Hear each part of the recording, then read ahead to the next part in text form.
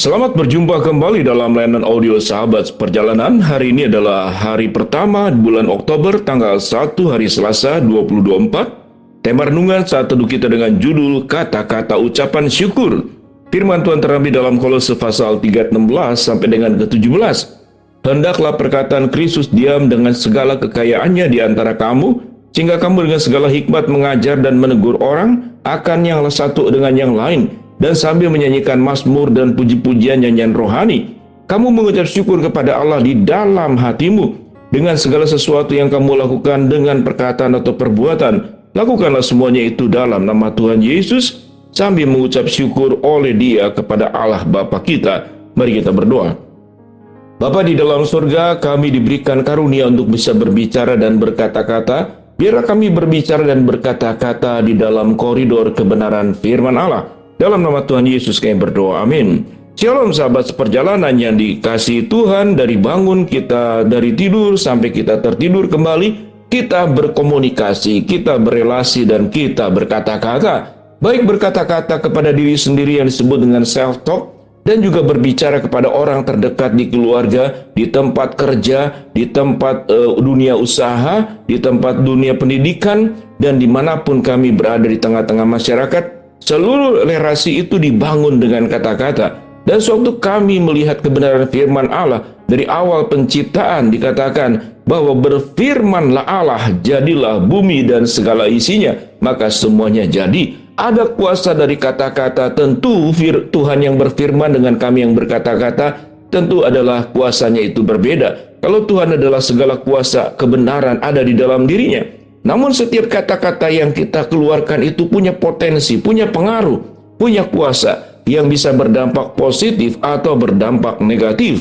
Dalam kedua ayat Kolose pasal yang ketiga, ayat 16 dan 17, kita diajarkan ada dua bagian yang firman Tuhan katakan, mengajar, menegur, lalu kemudian mengucap syukur, menaikkan puji-pujian, mazmur, nyanyian rohani, dan puji-pujian. Sambil mengucap syukur dan perkataan yang kita keluarkan hendaklah semuanya dilakukan di dalam nama Tuhan Yesus, sambil mengucap syukur oleh Dia kepada Allah Bapa kita.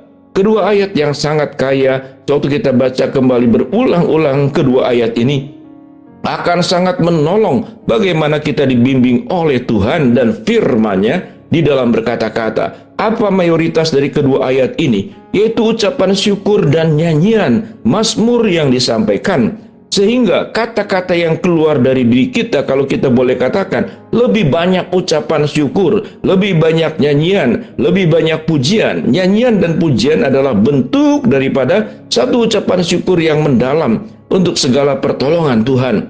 Dan itu dikatakan ditujukannya semuanya adalah di dalam nama Tuhan Yesus Kristus. Sehingga kata-kata yang kita keluarkan, nyanyian pujian yang kita keluarkan, itu berdasarkan seperti yang Kristus lakukan. Karena firman Tuhan berkata, di dalam nama Tuhan Yesus. Di setiap doa kita selalu tutup adalah di dalam nama Tuhan Yesus kami berdoa. Namun dalam keseharian hidup kita berelasi dan berkata-kata, engkau harus berkata-kata di dalam nama Tuhan Yesus. Bukan untuk membenarkan perkataan kita, tapi perkataan kita benar seperti tuntunan dari kebenaran firman Tuhan itu sendiri. Sewaktu kita belajar dari apa yang dikatakan oleh Tuhan Yesus, apa yang keluar dari Tuhan Yesus, kata-kata yang keluar adalah kata-kata penyembuhan, kata-kata kekuatan, kata-kata kebenaran, kehendak Allah yang disampaikan. Tujuan hidup dari Kristus yang datang ke dalam dunia adalah kemudian menyelamatkan manusia, menggenapi semua rencana daripada keselamatan kepada manusia, membawa dampak. Kemudian apa yang dilakukan oleh Yesus tatkala menegur pun di dalam kebenaran. Yesus menegur dengan cara keras, namun di dalam diri Yesus tidak ada kebencian. Di dalam diri Yesus tidak ada keinginan untuk menghilangkan orang, tapi berbicara tentang dosa. Dan sewaktu kemudian berbicara tentang dosa, kita sudah pasti dan kita sudah meyakini Kristus tidak berdosa. Sehingga tatkala Yesus mengucapkan kata-kata teguran dosa, Yesus sendiri pribadi yang tidak berdosa.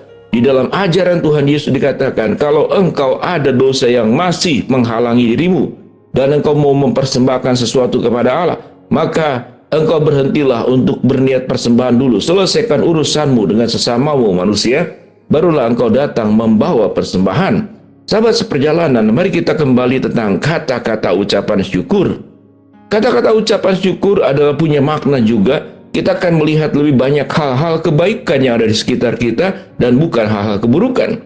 Sewaktu kita berrelasi dengan Tuhan di dalam doa, mengucapkan kata-kata syukur kita kepada Allah, dan kita melihat seluruh kebaikan-kebaikan Allah dalam hidup kita, yang keluar adalah kata-kata syukur, doa syukur, pujian, mazmur, kidung, nyanyian rohani yang kita sampaikan kepada Allah. Tetapi sewaktu kita kemudian berpusat kepada diri, maka kata-kata yang keluar kita adalah yang disampaikan kepada Allah adalah tuntutan. Mengapa Tuhan engkau tidak mengabulkan doa kami? Mengapa Tuhan hidupku penuh dengan masalah? Mengapa Tuhan bahwa seluruh rencanaku tidak berjalan seperti yang aku mau? Sedangkan perintah Tuhan, rencanamu itu harus berjalan sesuai dengan kehendak Tuhan dan bukan kehendakmu. Seseorang yang tidak mengkaitkan kata-katanya itu kepada Kristus dan kebenarannya, yang terjadi adalah keluhan, yang terjadi adalah sungut-sungut, yang terjadi adalah menghakimi orang lain, menilai orang lain, dan tidak kemudian berpusat untuk menilai diri sendiri. Kalau kita kembali kepada tema yang kita pelajari saat ini adalah kata-kata ucapan syukur. Sahabat seperjalanan, sewaktu hidupmu lebih banyak kata-kata ucapan syukur, yang firman Tuhan katakan, kata-kata yang keluar dari mulutmu adalah kata-kata dengan segala kekayaan, dengan perkataan Kristus, maka yang terjadi adalah kata-kata yang membawa kebaikan, bukan kata-kata umpatan, kata-kata hujatan, bukan bergosip, bukan menyinggung ataupun merendahkan orang lain, bukan memberikan label kepada orang dengan sebutan-sebutan yang merendahkan. Kata-katamu akan kata-kata penuh dengan kekudusan. Karena hatimu dikuduskan, pikiran dan perasaanmu dikuduskan, sudah dibenarkan, sudah dibayar dengan mahal dari darah Kristus yang mengalir menebus segala dosa-dosa hidup kita. Di dalam kehidupan yang penuh dengan problem dan masalah, ada banyak hal yang tidak sesuai dengan harapan kita. Mungkin kita juga diperlakukan tidak adil, kita pun juga mendapatkan perlakuan-perlakuan yang tidak semestinya, semenang-menang, ditekan, dimanfaatkan. Lalu apa kata-kata yang akan keluar dari mulut kita? Apakah keluhan? Atau kemudian justru adalah hujatan, umpatan, sumpah serapah? Atau diubah menjadi kata-kata syukur, ya Tuhan, di dalam masalah yang aku hadapi, aku menjadi semakin kuat. Di dalam masalah yang aku hadapi, aku belajar bagaimana hidup benar tatkala melihat orang hidupnya tidak benar. Bagaimana kami berkata-kata dengan penuh hikmat tatkala orang kemudian berkata-kata dengan serampangan. Dan kami tidak membalas semuanya itu, karena urusan perbuatan buruk adalah urusan setiap pribadi, dirinya dengan Tuhan, bukan dengan kita. Kalaupun ada hubungan relasi yang tidak baik, buruk, karena kata-kata yang diucapkan pihak lain kepada kita, yang menyinggung, yang menyakiti, maka itu sesungguhnya urusan yang bersangkutan dengan Tuhan, bukan dengan kita.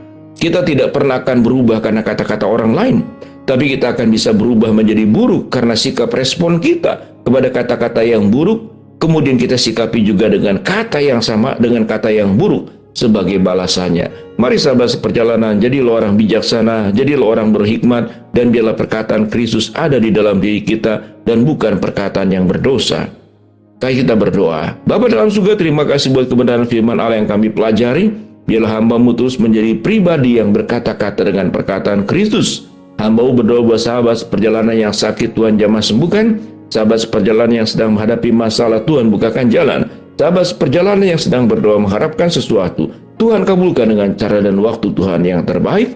Di dalam nama Tuhan Yesus kami berdoa. Amin.